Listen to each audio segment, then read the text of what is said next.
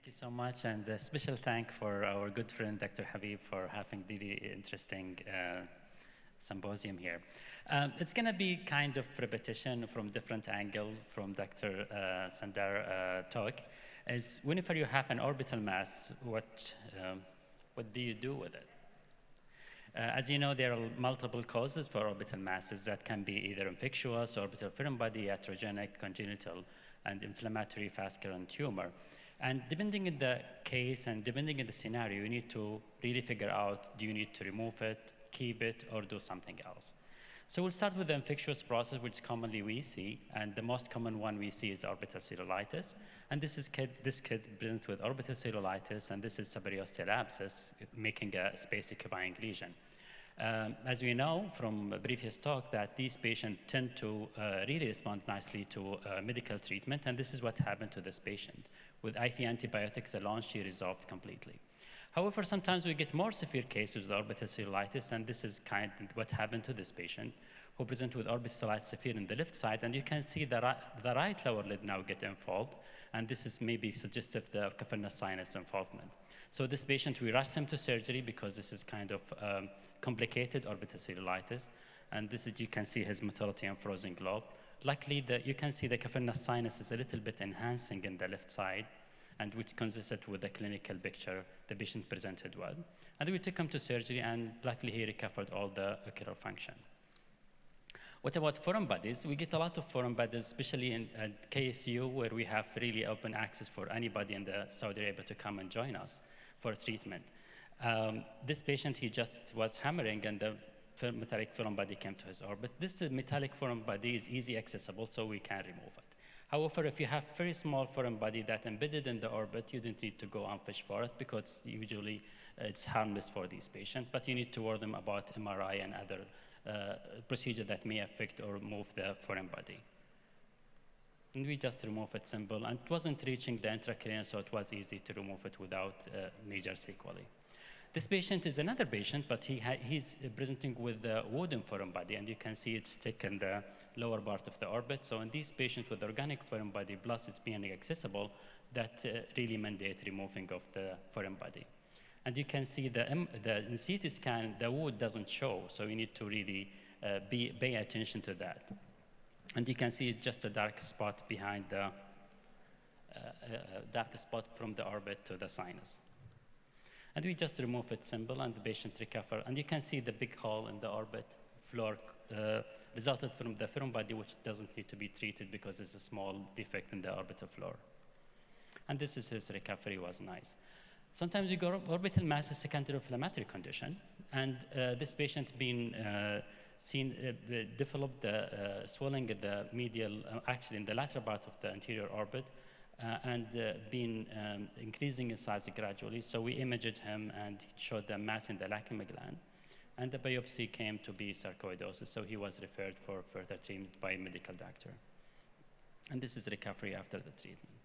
Sometimes we get an orbital masses that iatrogenic, and this patient had retina surgery done around maybe 30 years ago or even more, and she came complaining of foreign body, and you can see the bulginess in the lower part of the left eye. And this is here, you can see there is something bulging, which is a silicone sleeve that he used during her previous retina surgery. And you can see there is some encapsulation or also cyst formation from the previous retina surgery, and this can be just removed easily. Sometimes we get in orbital masses that it's not iatrogenic, but more of a congenital thing. And this patient presents with a proptosis that's been there for a while, but increased recently. And this is his MRI showing the lesion in the left side. And here I'm gonna point something that it's sometimes when you do an orbital seat MRI, we love seeing MRI with fat suppression.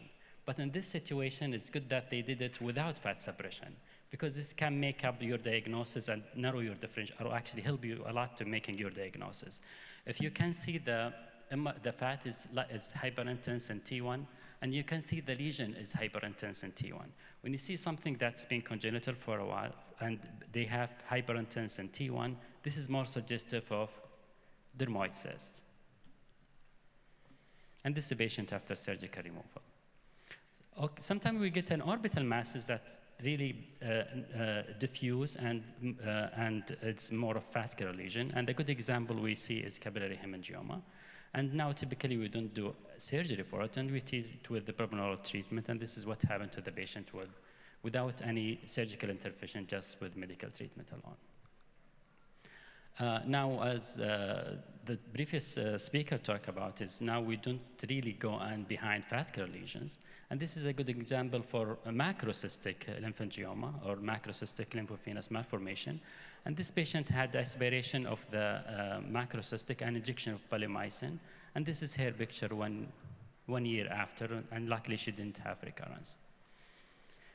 What about benign lesion that's been there for a while? And a good example for this is cavernous hemangioma. And this patient, you can see the mass at the back of the orbit nasally or medially, and you can see the bone remodeling, suggesting that it's been there for several years.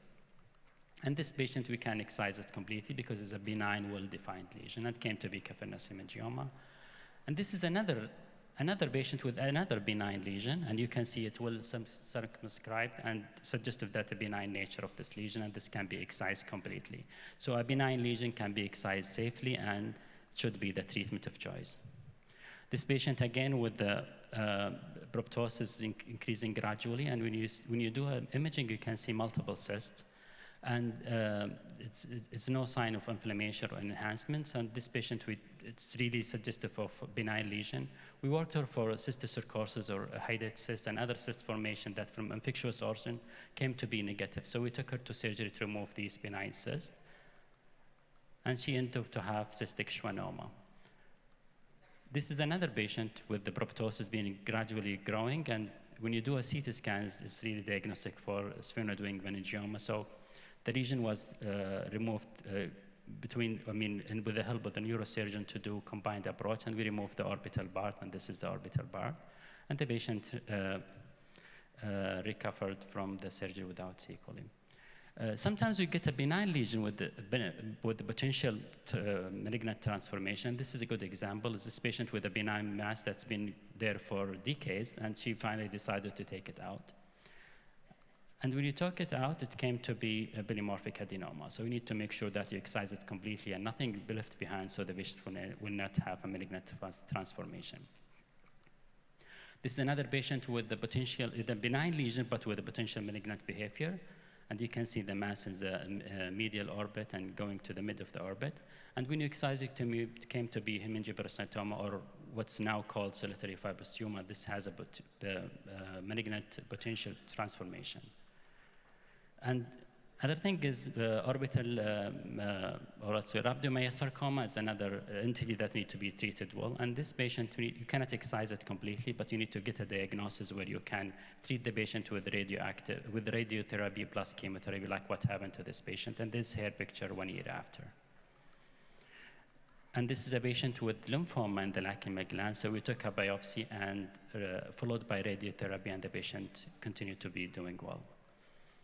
This is an interesting patient. He came to me with the buliosis of the left eyelid, and there is a mass in the superior part of the eyelid. And you can see in the scan that the mass looked defined, but when you took it out, it came to be melanoma. And we know a malignant tumor, you cannot get a clear margin, so we recommended him to go for excentration, but he declined that. And he came with a recurrence. This is the last patient. He has a blind, painful eye for a long time, and a few months later, he presented with pain in the right orbit and decrease in the motility. When you image him, it came to have orbital mass, and it's not inflammatory much, but enhancing. So we took a biopsy and confirmed that he has metastatic tumor from the lung. So when you have a tumor that you cannot, or lymphatic lesion, it's good to do a biopsy. And this is a last one, finally. This patient came with a proptosis. When you image him, you find a mass that's originating from the sinus. And the common thing we see in our area is allergic fungal sinusitis. And this patient had a biopsy confirmed the diagnosis. So with the simple sinus surgery, the patient recovered and the eyelid and the eye became in the normal position. So in conclusion, medical treatment needs to be tried for benign orbital lesion whenever it's possible. Total excision of resectable benign orbital lesion is curative. Total excision of malignant lesion is not enough, and excision may be needed. And thank you so much.